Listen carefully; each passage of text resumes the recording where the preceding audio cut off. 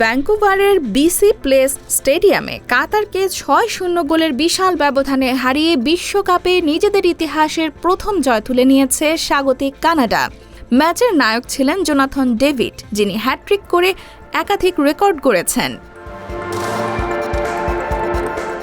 শুরু থেকে আধিপত্য দেখানো কানাডা ১৬ মিনিটে কাইল লারিনের গোলে এগিয়ে যায়। এরপর জোনাথন ডেভিড ৩টি গোল করে দলের বড় জয় নিশ্চিত করেন।